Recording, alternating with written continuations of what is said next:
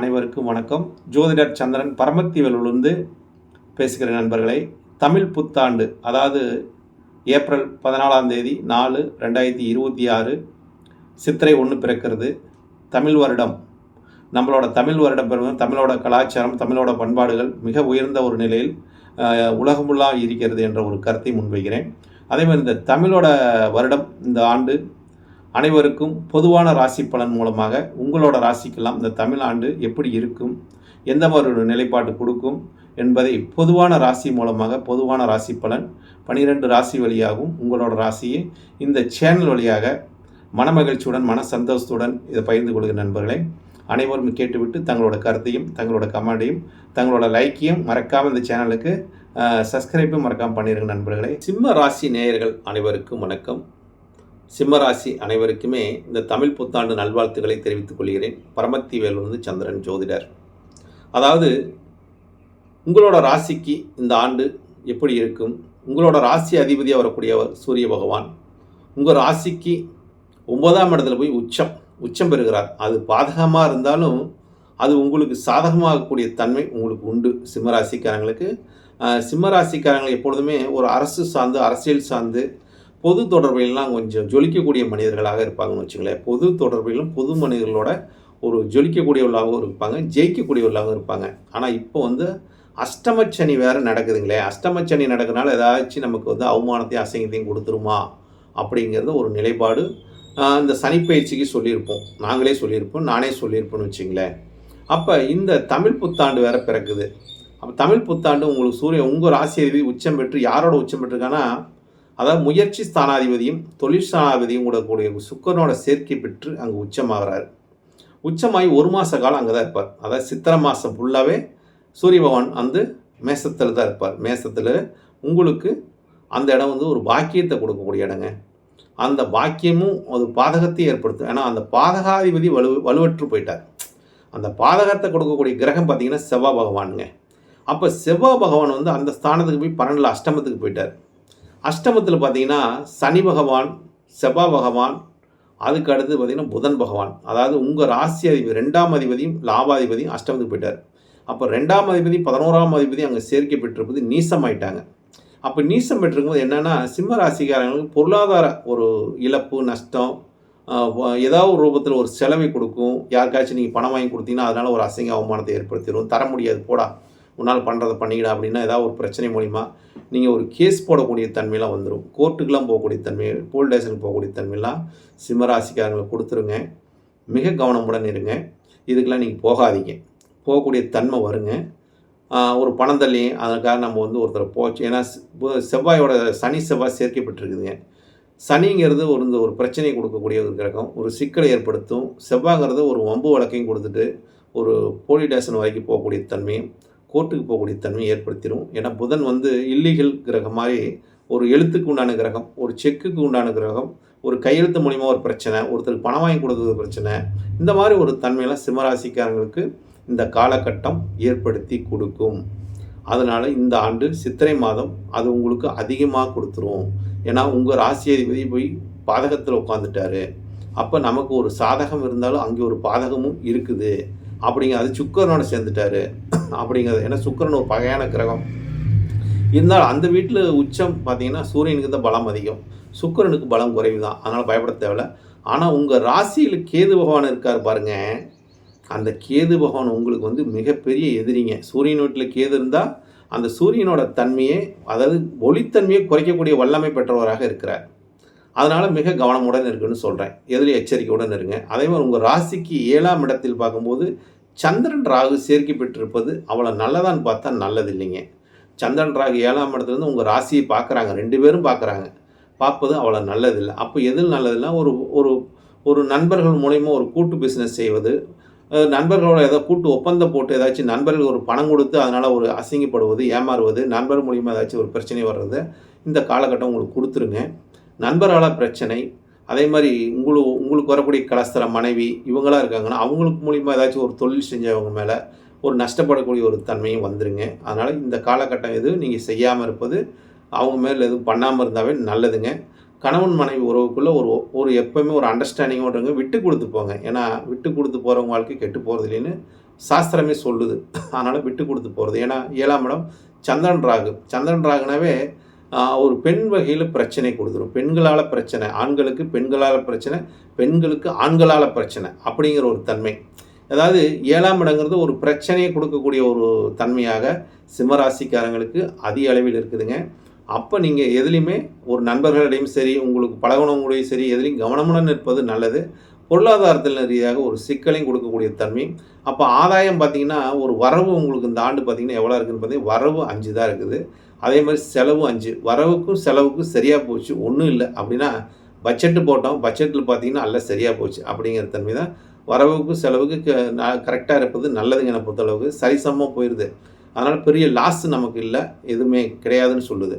அப்போ இந்த ஆண்டு உங்களுக்கு குரு பகவான் வந்து 11ஆம் இடம் லாபஸ்தானத்தில் இருக்கார். அதாவது லாபம் யார் மூலியமாக இருக்குதுன்னா, உங்களோட பிள்ளைங்க புத்திரஸ்தானம், பூர்வ புண்ணியம் என்று சொல்லக்கூடிய லாபத்தில் போய் உட்காந்துருக்குது. அஷ்டமாதிபதி லாபத்தில் உட்காந்துருக்கார். அப்போ ஏதோ ஒரு மூலிமா நமக்கு லாபத்தையும் கொடுக்குது.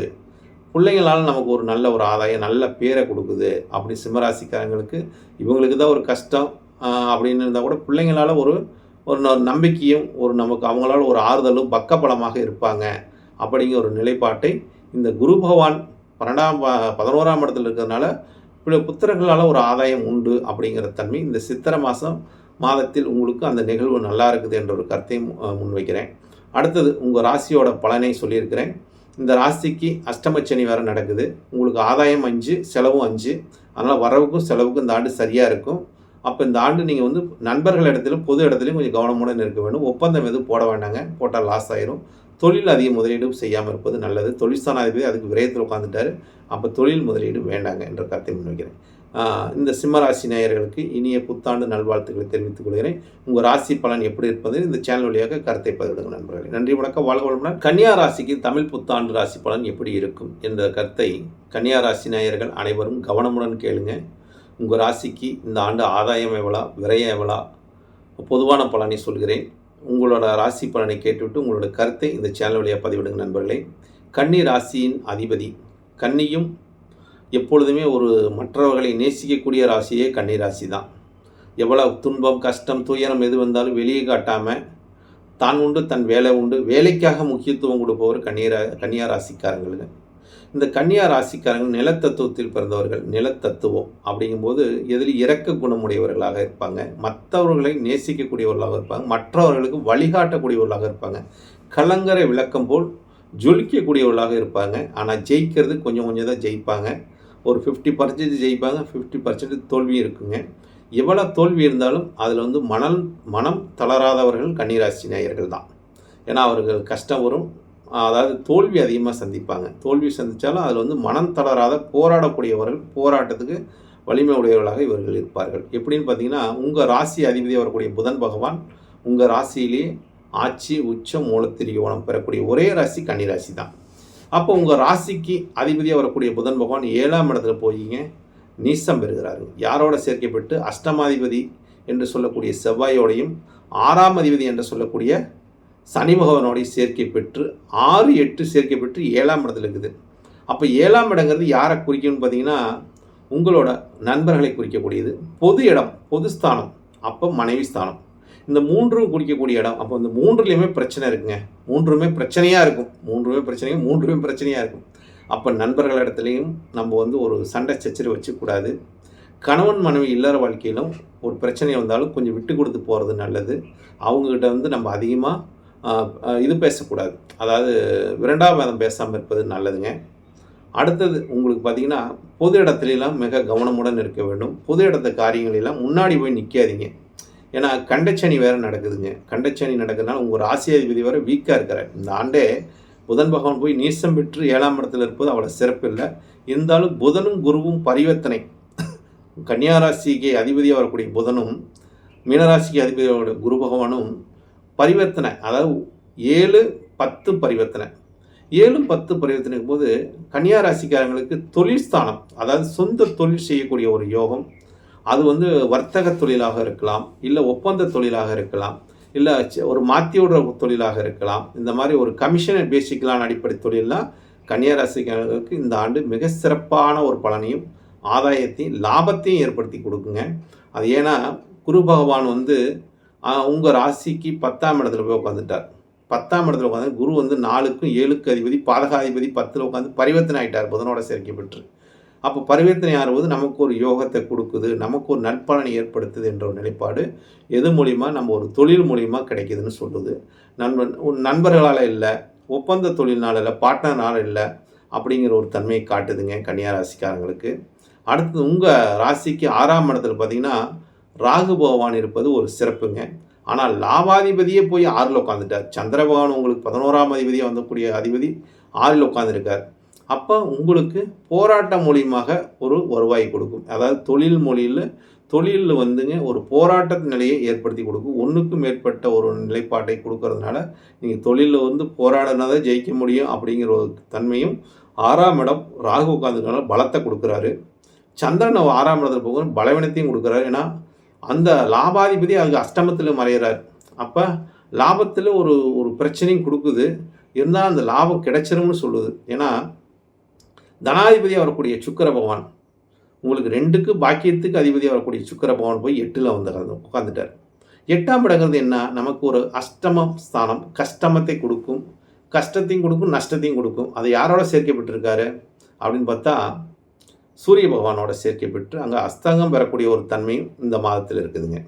அப்போ நீங்கள் வந்து இந்த ஒரு தனத்தை போட்டெல்லாம் முதலீடு பண்ண வேண்டாங்க. ஒரு வர்த்தகமான ஒரு ஒப்பந்த அடிப்படையில்னா கமிஷன் பேசிக்கலான தொழில் இந்த கன்னியா ராசிக்காரங்களுக்கு நல்ல உயர்வை கொடுக்கும். உத்தியோகஸ்தானம் நல்லா இருக்குதுங்க, அதுலேயும் ஒன்றும் பிரச்சனை இல்லை. தொழிலில் பெருசாக நீங்கள் முதலீடு பண்ண வேண்டாம். ஏன்னா 2ஆம் அதிபதி அஷ்டமத்துக்கு போனாலும் போட்டாலும் 12ஆம் அதிபதியோட சேர்க்கப்பட்டிருக்கனால விரயத்தை கொடுத்துருங்க. விரயத்தை அதிகமாக காட்டுது. அப்போ வீண் விரயங்களும் செலவனைத்தையும் கொடுக்கறதுனால மிக கவனமுடன் இருப்பது நல்லதுங்க. கன்னியா ராசி நேயர்கள் 12ஆம் இடத்துல சயான சுகத்தில் கேது இருக்கிறதுனால சயான சுகத்துக்கு கொஞ்சம் நமக்கு வந்து ஒரு நிம்மதியான தூக்கத்தை கொடுக்காதுன்னு வச்சுங்களேன். அப்போ தூக்கம் கொடுக்கலன்னு நம்ம என்ன பண்ணணும்? அப்போ கேது பகவான் 12ஆம் இடத்துல உட்காந்துருக்கா, அந்த அதிபதி போய் 8ல் உட்காந்துட்டார். அப்போ 8ஆம் இடங்கிறது நமக்கு ஏதாவது ஒரு கனவு தூங்கும் போதே ஏதாவது ஒரு நல்ல கனவு வராதுங்க, கெட்ட கனவாக வரும்னு வச்சுங்களேன். இது இவனை அடிக்கிறது, அந்த பிரச்சனையில் மாட்டிக்கிறது, சிக்கிறது, இந்த மாதிரி ஒரு கனவெல்லாம் நமக்கு 8ஆம் இடத்துல இருக்கிற சூரிய பகவான் கொடுத்துருவார், 12ஆம் இருக்கிற கேது கொடுத்துருவார். அப்போ தூங்குறதுக்கு முன்னாடி நம்ம வந்து ஒரு சாமியை கும்பிட்டு, அதாவது தெய்வத்தை வணங்கிட்டு நம்ம நிம்மதியான தூக்கத்தை கொடுப்பா அப்படின்னு சொல்லி வேண்டிக்கிட்டு நம்ம தூங்குறது, நித்திரைக்கு போகிறது நல்லது. திருநீரை வச்சுக்கிட்டு படுப்பது நல்லது. உங்களுக்கு தேவையில்லாத கெட்ட கனவு வராமல் இருக்கும். அதே மாதிரி மணக்காரன் சந்திரன் ராகுவோட சேர்க்கப்பட்டிருப்பது அவ்வளோ சிறப்பு இல்லை. 4ஆம் அதிபதி தனித்து 10ல் இருக்கிறதுனால அது ஒரு சிறப்பு இல்லாமல் இருந்தாலும் 4ஆம் இடத்தை பார்க்குது, அது ஒரு சிறப்பு. சுகஸ்தானத்தை கொடுத்துரும் அப்படிங்கிற தன்மை இருக்குது. அப்போ கன்னியா ராசிக்காரங்களுக்கு இந்த ஆண்டு பலன் என்று பார்க்கும்போது ஆதாயம் பார்த்திங்கன்னா 8 ஆதாயம் 11 விரயம் அப்படின்னு சொல்லுதுங்க. அப்போ 8 ஆதாயம் 11 விரயம்னா 3 எக்ஸ்ட்ரா விரயமாகுது. அப்போ விரைய செலவு கொஞ்சம் அதிகரிக்குதுன்னு சொல்லுது. அப்போ எதுலேயும் நீங்கள் கொஞ்சம் கவனமுடன் இருந்து உங்கள் செலவினங்களை பார்த்து செய்வது நல்லது என்ற கருத்தை முன்வைக்கிறேன். நன்றி, வணக்கம், வாழ்க வளமுடன். பரமத்திவேல் ஜோதிடர் சந்திரன்.